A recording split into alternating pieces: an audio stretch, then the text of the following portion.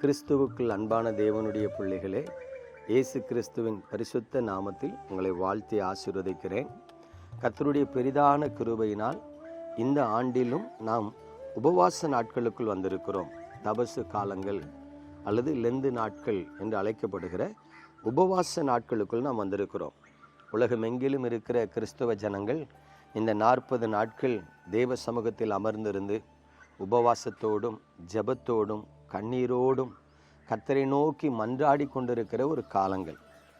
அதிகமாய் கிறிஸ்துவுக்குள் நம்மை ஆராய்ந்து பார்த்து நம்மிடத்தில் இருக்கிற குறைவுகளை கர்த்தருடைய பலத்தினால் எடுத்து போட்டு கர்த்தருக்குள் பலனடையும்படி தேவன் நமக்கு கொடுத்த விசேஷ காலங்கள்.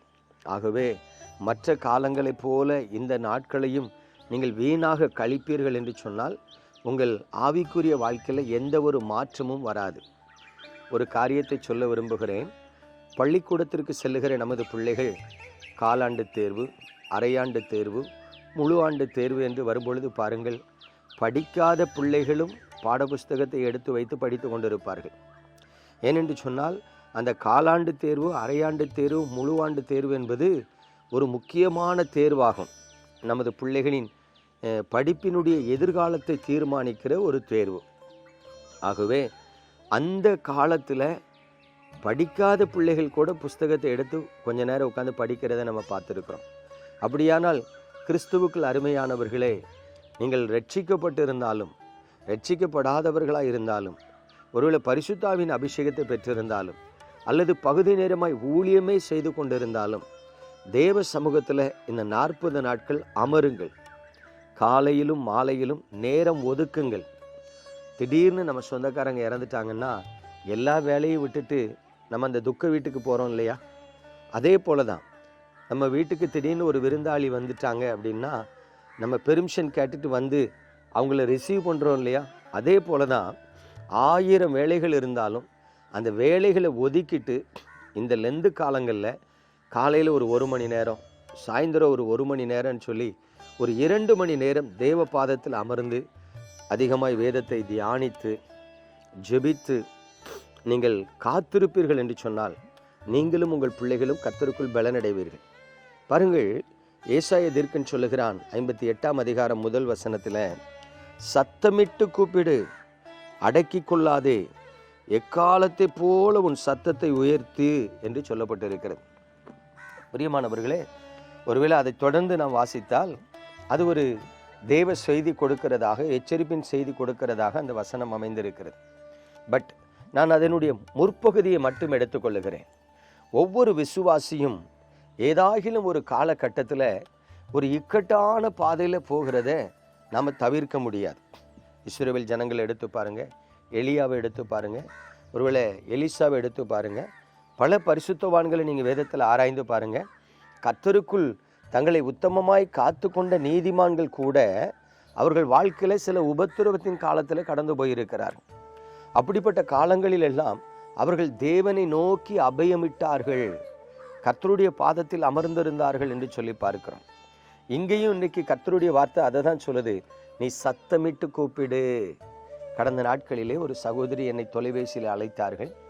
கண்ணீரோடு சொன்னாங்க, அண்ணே, என்னோட கணவர் குடித்து கொண்டே இருக்கிறார், காலையிலே குடிக்கிறார், சாயங்காலம் குடிக்கிறார், அருமையான 2 பிள்ளைகள் இருக்கிறார்கள், என் பிள்ளைகளை குறித்து அவர் கவலைப்படுவதே இல்லை.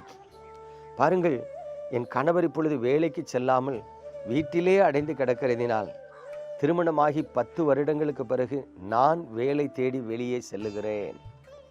நான் வேலை பார்த்தால்தான் என் பிள்ளைகளை படிக்க வைக்க முடியும், நான் வேலை பார்த்தால்தான் என் குடும்பத்தை நடத்த முடியும் என்கிற சூழ்நிலைக்கு தள்ளப்பட்டு விட்டேன். இப்பொழுது கவனித்து பாருங்கள், அந்த சகோதரி ஒரு நர்சிங் படித்த ஒரு சகோதரியாக இருக்கிறதுனால இப்பொழுது ஒரு மருத்துவமனையில் ஸ்டாஃபாக வேலை பார்க்குறாங்க.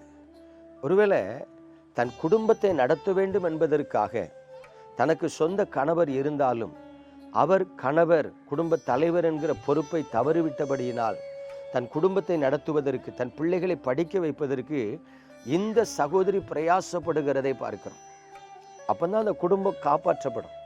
அதே போல தான் நீங்கள் ஆவிக்குரிய வாழ்க்கையில் உங்கள் ஆத்துமாவில் ஒரு வெறுமையை உணர்றீங்க, உங்கள் இருதயத்தில் ஒரு பயம் வருது, அல்லது உங்கள் வாழ்க்கையில் பாவம் போராடி கொண்டே இருக்கிறது, நீங்கள் ஆசைப்பட்டாலும் ஜெபித்தாலும் உங்களால் பரிசுத்தமாக சாட்சியாக வாழ முடியவில்லை என்று சொன்னால், சீப்போ நம்மளாலெல்லாம் இந்த கிறிஸ்தவ வாழ்க்கை வாழ முடியாது அப்படின்னு சொல்லி பின்வாங்கி விடக்கூடாது.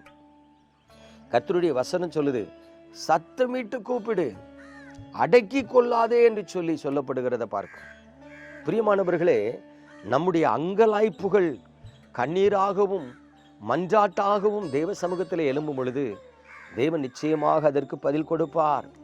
என்னுடைய ஆவிக்குரிய வாழ்க்கையின் ஆரம்ப காலத்திலும் சரி, இப்பொழுது இடைப்பட்ட காலங்களிலும் சரி, எப்பொழுதெல்லாம் சில நேரம் நான் ஒரு வெறுமையை உணர்கிறேனோ, அல்லது எப்பொழுதெல்லாம் சில நேரம் சரீரத்தில் ஒரு பலவீனத்தை உணர்கிறேனோ, அல்லது எப்பொழுதெல்லாம் சில நேரங்களில் ஊழியங்கள் தடைபட்டு ஒருவேளை வெறுமையாக இருக்கிறதை நான் பார்க்கிறேனோ, அப்பொழுதெல்லாம் தனித்து போய் தேவ சமூகத்தில் அமர்ந்து போராடி ஜெபிக்கிறது வழக்கம்.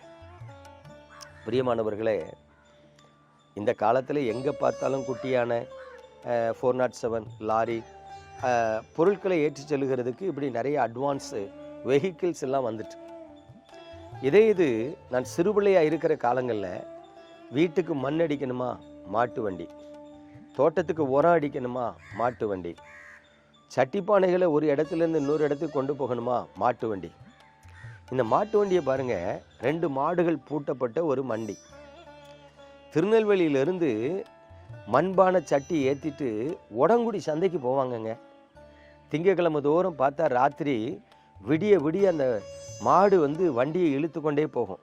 நான் யோசித்து பார்ப்பேன், இந்த மாட்டு வண்டியை ஓட்டுகிறவர் இடையில எங்கேயாவது கொஞ்ச நேரம் அந்த மாட்டுக்கு இளைப்பாறை இடம் கொடுப்பாரன்னா கொடுக்கவே மாட்டார். ஏன்னா அவருக்கு பொழுது விடியும் போது சந்தைக்கு போயாகணும். சில நேரம் அந்த மாடுகளை பார்க்க பரிதாபமாக இருக்கும். மூக்கு வழியாக நுர தள்ளி அப்படியே வடியும், வாய் வழியாக நுர தள்ளி அப்படி வடியும். ஏன்னா அவ்வளோ கஷ்டப்பட்டு இழுத்துட்டு போகும். திருநெல்வேலியிலேருந்து நாசரியத்தே 38-40 கிலோமீட்டர், உடங்குடி திரும்ப ஒரு 18-20 கிலோமீட்டர். யோசித்து பாருங்கள், ஒரு 60 கிலோமீட்டர் தூரத்துக்கு நிற்காமல் இழுத்துட்டு போகுதுன்னா எவ்வளவு கடினமாக இந்த மாடு உழைக்கிறது. அதே போல தான் இன்றைக்கி ஆவிக்குரிய வாழ்க்கையில் சில ஆசீர்வாதங்களை பெறணும், நன்மைகளை பெறணும்னா நீங்கள் கடுமையாக போராடி ஜெபிக்கணும். சும்மா போய் நல்ல பிதாவே உம்மை ஸ்தோத்திரிக்கிறேனப்பா, thank you Lord, I praise you Lord, ஆண்டவரேன்னு ஆசீர்வதிங்க, இப்படி ஜெபிச்சாலாம் ஆசீர்வாதம் வராது. போராடி ஜெபிக்கணும். நீங்கள் சத்தமிட்டு கூப்பிடு என்று கர்த்தருடைய வசனம் சொல்லுது. யோசித்து பாருங்க, இருதயத்தின் அங்கலாய்ப்புகளை தேவனுடைய பாதத்தில் ஊற்றி போராடி ஜெபிக்கும் பொழுது பிசாசின் கட்டுகள் அவிழும், மனுஷனுடைய வன்கண் பொறாமைகள் தகர்க்கப்படும். நீங்கள் இந்த பூமியில் சமாதானமாய் வாழ்வதற்குண்டான வழிகளை கர்த்தர் திறப்பார். கிருபை உங்களை தாங்கி நடத்தும். சில ஊழியக்காரங்க சொல்கிறாங்க, அப்படிலாம் ஜெபிக்க வேண்டாம், சும்மா ஜோமன், நம்ம ஆண்டவர் அன்புள்ளவர், அவன் சொல்லிட்டு போயிடுவான். நீங்கள் தான் அனுபவிக்கணும். அதனால் தேவனுடைய பிள்ளைகளே, போராடி ஜெபம் பண்ணுங்க, காத்திருந்து ஜெபம் பண்ணுங்க, சத்தமிட்டு தேவ சமூகத்தில் எக்காலத்தை போல சத்தமிட்டு நீங்கள் ஜெபித்து பாருங்க. ஆவியில் விடுதலை, ஆத்மாவில் விடுதலை, சரீரத்தில் விடுதலை, பொருளாதாரத்தில் ஆசீர்வாதம், கிருபை கிடைக்கும். நம்ம ஜெபிப்போமா? எங்கள் அன்பின் பரலோக தகப்பனே, பரிசுத்தமான இந்த காலை வேளைக்காய் ஸ்தோத்திரம். உமது கிருபையின் கரத்தில் எங்களை தாழ்த்துகிறோம். இந்த நாளிலும் உமது சமூகத்தில் வந்திருக்கிற உமது பிள்ளைகளின் அங்கலாய்ப்பு மாறட்டும் என்று ஜெபிக்கிறேன். உடைய பிள்ளைகளின் வாழ்க்கையில் விடுதலை உண்டாகட்டும் என்று ஜெபிக்கிறேன். உங்கள் பரிசுத்த நாமம் மகிமைப்படட்டும் என்று ஜெபிக்கிறேன். பரலோகத்தின் தேவன் தமது இரக்கத்தை காண்பிக்க வேண்டுமாய் ஜெபிக்கிறேன். கர்த்தராகிய தேவன் தமது முகத்தை பிரகாசிக்க பண்ணி அவர்களை நடத்த வேண்டுமாய் ஜெபித்து ஆசீர்வதிக்கிறேன். நல்ல பிதாவே, ஆமென்.